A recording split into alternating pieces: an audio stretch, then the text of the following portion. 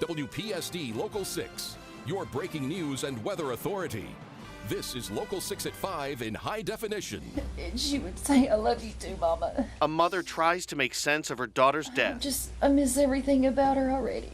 A community tries to understand why. I woke up thinking it was a bad dream. But the tragedy at this high school is real. Parents are hugging their children tighter today. I tell them it's okay to cry. It's okay to be mad. It's okay to be hurt. You can't unsee that. I don't know how to describe it. I can't describe it. And praying for those who never will again. Would kiss her and tell her I loved her every morning before I left for work. And she would say, "I love you too, Mama."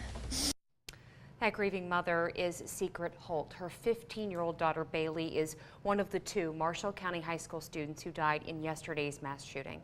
Bailey Holt's family is remembering her life today and the impact she had on everyone she knew. I'm gonna miss her smile, her beautiful smile, her bubbly personality, and her love of family. She loved her family more than anything in this world, and we loved her so much. I'm just miss seeing her every morning before school. I would kiss her and tell her I loved her every morning before I left for work. And she would say, "I love you too, Mama." I miss everything about her already. She was just so beautiful and perfect. She had her future planned. She wanted to be a nurse. Her grades were effortless. She did everything she could for anybody that needed it. And I know that she would have been the shooter's friend in a heartbeat if she knew that he needed someone to talk to. Because that's just the kind of person she is. To recap, 15-year-old Bailey Holt and 15-year-old Preston Cope lost their lives after a fellow student opened fire in the school yesterday morning. State police confirm 16 people total suffered gunshot wounds. This is video of the school today. Some people have even stopped by the board office and placed flowers outside. Many of you have asked when the person responsible for the shooting will be charged with a crime and when we'll know his identity officially. Local 6's Bryce Mansfield spoke with the Commonwealth attorney today. So Bryce, when does he say we could see a trial? His answer to me is basically it could take quite a bit of time. Just talking to him, he said right now investigators are currently working on combing through the evidence at the school. Now, Blankenship also told me today that because this suspect is 15 years old, he remains under a juvenile status. But Blankenship says that can change. Juvenile court is scheduled for tomorrow, so if that suspect is then moved to an adult status, the entire story can change here. And here's how it can change. If he's moved to an adult status, the grand jury will decide in February what charges he will face. And if there's enough evidence to support the charges, the grand jury will issue a true bill indictment. Blankenship tells me at that point, his office will have to turn over all evidence. Once both the prosecution and defense prepare their cases, a trial date will be requested, set, and then the trial will take place. The timing for all of this, Blankenship says, could be months. Also want to make a note here that Jason Darnold, the assistant county attorney, said it's their intent to charge the suspect with 2 counts of murder and 12 counts of assault first, which is first-degree assault. He said in a conference today that they would be able to support a case for those assault charges, and those would carry the same penalty as the attempted murder charges. Now, I've been out here all day. I've spoke to multiple people in different shops and businesses. It's a shared consensus. Everybody, it's setting in even more. A lot of people lost a lot of sleep last night, and they woke up today and they realized that the events of yesterday were all too real. Speaking to Blankenship today, that includes him. I don't want my children to grow up in a world where their kids are going to get killed at school.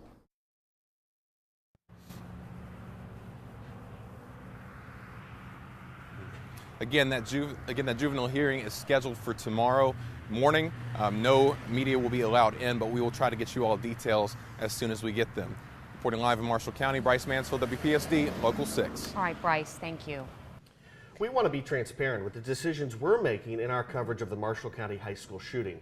Our team is making these decisions out of respect for all the families impacted by this tragedy. Many of you have sent us pictures that claim to name and show the suspected shooter. We are choosing not to show that information because he is still considered a juvenile. He is not being charged as an adult yet, even though the county attorney intends to try him as one. All we are reporting about him right now is that he is a 15-year-old student. We've also seen pictures of what could be Preston Cope on social media. He's the teen who died after being airlifted to Vanderbilt Hospital. We're not showing those pictures because we have not spoken to Preston's parents yet. Our team will wait until we have their permission to use them. Local 6's Brianna Clark joins us live near Marshall County High School. And Brianna, what's the atmosphere like there today?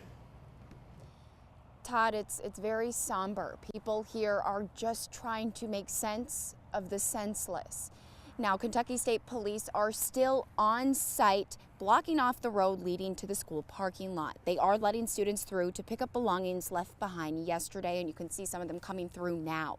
Someone also set up this memorial over here to honor the lives that were lost and the families impacted. The sign says #Marshall Strong, prayers to all Marshall Nation. And there's two things of flowers, Marshall colors. We are learning a few new details surrounding the gunman. Take a look at this. We shot this video yesterday. You can see a state trooper parked outside this home. Neighbors tell me this is where the 15-year-old shooting suspect lives. Now, we don't know why police were there, but neighbors say earlier yesterday, crews in tactical gear surrounded the home. A viewer sent me this photo. Neighbors say these guys started hauling out boxes and a computer. Now, we don't know why they took the items or what they did with them. A search warrant affidavit may have those answers, but we don't even know if that exists. All the documents are sealed because the suspect is a juvenile. I did ask these questions to Kentucky State Police. They have no comment.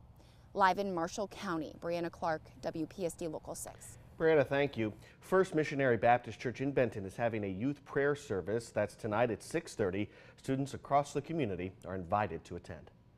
President Donald Trump tweeted about the deadly shooting today. He said he spoke with Kentucky Governor Matt Bevin about the shooting. Quote, "My thoughts and prayers are with Bailey Holt, Preston Cope, and their families, and all of the wounded victims who are in recovery. We are with you." We learned today Collier Funeral Home in Benton is in charge of the funeral arrangements for Bailey and Preston. Local 6's Stephanie Martinez has been in contact with Bailey's friends and family. She was told Bailey was vibrant, kind, beautiful, both inside and out. Here's a picture of Bailey and close friend Johanna Davis. Davis is in the forefront there, and you can see Bailey behind her in that picture wearing her black glasses. Stephanie talked briefly with Johanna, who's now a student at Paducah Tillman High School. She says Bailey was special. She told us today what they like to do together. We go on late night Pizza Hut runs whenever she was over, and we sang to old Taylor Swift a lot too and danced around in our pajamas, and it's kind of cheesy, but. A female patient is the first of 5 who survived to be discharged from Vanderbilt. 3 patients have been upgraded to stable condition. Another patient is still listed in critical but stable. 18 students total were injured yesterday, whether it be from gunshot wounds or otherwise. And we told you about Daniel Austin yesterday. He was shot in the right shoulder and is expected to be okay. Local 6's Amanda Roberts joins us live now from the school. And Amanda, what do we know about those students? Well, Todd, we're still working to confirm a lot of the identities of the victims yesterday and the extent of their injuries, but I want to show you something. They've been in our hearts and prayers, all of them. And here outside of the Marshall County Board of Education, it's just a small token, a small tribute, a few bouquets of flowers, a balloon, just to say we are Marshall County strong. But I will tell you, we do know the identities of the 3rd, 4th, and 5th victims from yesterday's shooting. The second victim being Devin Evans. He is 16 years old. His dad tells us that he was shot in the back, but he is recovering at home, which is the good news. His dad told us that luckily the bullet just went through his body. It didn't hurt any major internal injuries. And he says he's just so fortunate. He's so thankful, and he's so thankful to have his son. Now everyone knew someone at this high school. Everyone had a friend. Everyone had a neighbor there yesterday, including Superintendent Trent Lovett. He also has a daughter who goes to the high school. First and foremost, our thoughts and prayers are with our victims. Second, I would like to thank our staff, our administration, our students. They were phenomenal in the way they handled the situation yesterday. Several acts of heroism. I'm very proud of them. Our first responders, many of them that are up here with us, were on the scene quickly, and they handled the situation tremendously. Now, I have reached out to a lot of families, and a lot of families tell me they just want to be with their family right now. Understandably, it's a time to heal together, both physically and emotionally. But we do hope to tell those stories of both the fighters and the survivors as the stories develop. Reporting live in Marshall County, Amanda Roberts, WPSD Local 6. Amanda, thank you. Tonight at 6 o'clock, we'll tell you about 3 other students recovering tonight. The mercy and the love and the peace and joy, Lord God, I ask that you give that to us right now, in this room, in this building. Students across the region are coming together in prayer to overcome the tragedy. McCracken County High School students held this vigil today. As you can see, dozens of students just filled up that auditorium. They shared a prayer and sang hymns for everyone impacted by the shooting. And Jennifer, this is a picture of students at Paducah Tillman High School. They gathered around a courtyard today to pray for students at Marshall County High School. And there are more vigils scheduled throughout the week, and you can find a full list on our web channel, WPSDLocal6.com. If you feel like you need help after the shooting, it's important that you talk to somebody. Trauma and grief counselors have set up centers across Marshall County. These are just a few of the locations here. Family Resource Center and PASAC counselors are at 1933 Mayfield Highway in Benton. Another counseling center is located at the old Pepsi bottling plant that's on Highway 641 North in Benton. The Mountain Comprehensive Care Center will have counseling at 145 Vine Street in Benton until school reopens. They will then have crisis counselors on the school campus. Local 6's Leah Shields joins us. So, Leah, what do parents need to know? Well, parents, their privacy, your children's privacy, they will all be protected. I know at the counseling centers on Mayfield Highway and at 641, that rescue squads are serving as security there. So no media is allowed on the property. And if you are worried about cameras or being seen getting help, you do not have to worry about that. But if you aren't ready to talk to someone yet, you can start the conversation at home.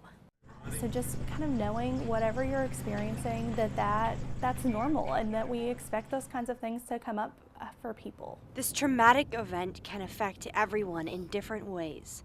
PASAC family advocate Amanda Harris says there are signs to look for in your child. Feeling upset, maybe depression, anxiety,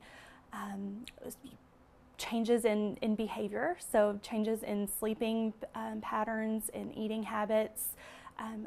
Traumatic stress can manifest physically, so sometimes we see things like headaches, stomach aches, body pain. In kids, we sometimes see acting out behaviors, so maybe anger outbursts and those types of things.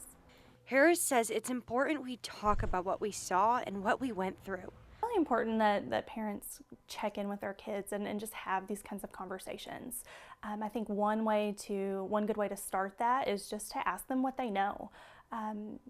Kids get information from a lot of places, and not all of that information may be accurate. Asking kind of how they're feeling, what sort of thoughts they're having about these events. Crying and talking about what happened are healthy coping skills. She says don't be afraid to reach out for help from a professional. One thing that I think is really important too is finding the good in these situations. So looking for those helpers, maybe those first responders or the community members that are really showing support and finding those good pieces to focus on. I feel like this is such good information. I've heard from so many parents. I mean, even a parent here whose 8-year-old daughter last night, I mean, she knew what had taken place and she didn't understand it. So good information. It's hard to talk about. Yeah, it is hard to talk about. And a lot of people, I mean, including myself, I sometimes feel guilty for feeling I have this pit in my stomach all day at people who weren't at the school. We feel this immense grief, this immense pain, and that actually is called secondary traumatic stress, and it's very real. If you are feeling that same way and you weren't at the scene, it's okay if you get help as well. Don't feel embarrassed. Don't feel like you don't need it. It's very important. And I know last night I went home and I I hugged my little boy, and that helped. Talked to my husband, talked to my family. Well, I think talking about, I mean, you know, I'm kind of an introverted person Yeah. by nature, so I was good yesterday, and then I went home and I needed to call a friend, call a family member, and just kind of let the emotions come over me a little bit. Decompress. Yeah. Okay. Thank you, Leah. All right, sometimes, of course, Marshall County School, we're just learning Marshall County elementary and middle schools, they are going to be open tomorrow, but parents are allowed to attend school with their kids, and that may help parents and children feel more safe. And we will have information about the counseling centers at WPSDlocal6.com. As we mentioned earlier, Marshall County students are returning to the school to pick up their belongings they dropped when the bullets started flying. Local 6's Logan Gay joins us live near the road the students are using to get to the gym. Logan, what have you seen? Well, if you look behind me, law enforcement has closed down the road leading to the main gym at the high school where their belongings are. Now, state troopers gave them very specific instructions on how to pick them up. Some of those instructions include not bringing your cell phones in the main gym. Also, you're only allowed to bring one parent or guardian, and you cannot, I repeat, you cannot bring your cell phones inside. And they said bring your chargers because it could take up to 30 minutes just to get their things. Now, I've seen dozens of cars drive past me, and I can tell you that it's definitely a sad day for everyone involved. Right now, the sophomores are driving on this road just to pick up their belongings. Live in Marshall County, Kentucky, Logan Gay, WPSD Local 6. Seniors and juniors came earlier today, just a few minutes ago. Sophomores could start going and gathering their belongings, and then at 6:30, freshmen and 8th graders have their chance to come. We'll be right back. Alerting you when storms threaten. WPSD Local 6, the Weather Authority. WPSD Local 6, the Weather Authority, certified most accurate by Weather Rate. We'll have much more coverage on Marshall County coming up in just a few moments. Did want to take a few minutes to tell you about our forecast. And we'll start out with the Saladino and Shaft Sky Tracker Network from the U.S. Bank. An orange and blue sunset this evening from downtown Paducah. Clear skies and 42 our current temperature. Winds out of the northwest at 6, making it feel a little chillier right now. We do have a warming trend to tell you about. That starts tomorrow. Right now, 30s and 40s for our neck of the woods, but some 50s just off to our west.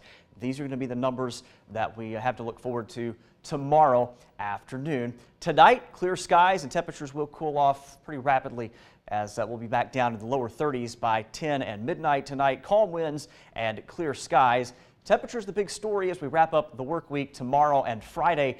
Both of those days will start out cool, upper 20s tomorrow morning, but a quick rebound into the mid 50s tomorrow. South winds a little breezy at times, 10 to 15 miles per hour. Not as cold tomorrow night and Friday morning in the mid 30s, and we're back into the mid 50s, perhaps some spots in the upper 50s on Friday afternoon. Now, heading into the weekend, we are still tracking a rain chance that will impact your Saturday plans, possibly even a couple of spots with a shower before midnight Friday night in southern Illinois and southeast Missouri. That'll come along with increasing clouds Friday afternoon. Rain becoming a little more widespread as we head into Saturday morning and Saturday afternoon. We'll see the back edge of the rain moving on to our east by Saturday night, and that'll pave the way for a dry second half of the weekend. Right now, looking at rain totals on Saturday, generally in the quarter to half-inch range. There could be a few spots that pick up closer to an inch with a heavier downpour or two. But warmer and breezy for the next couple of afternoons. 56 tomorrow, 58 on Friday. That rain chance on Saturday.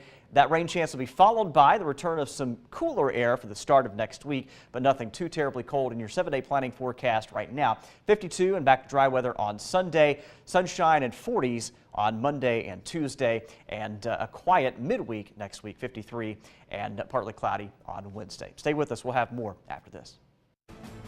In tonight's Family Wellness, an epidemic. That's how Kentucky health officials describe this season's flu. Yeah, Kentucky is in its 6th week of widespread flu activity, meaning at least half the state has reported outbreaks or flu-like activity. There have been 65 reported deaths, 3 of which were children. And you know, healthy people should get vaccinations and avoid close contact, of course, with sick people.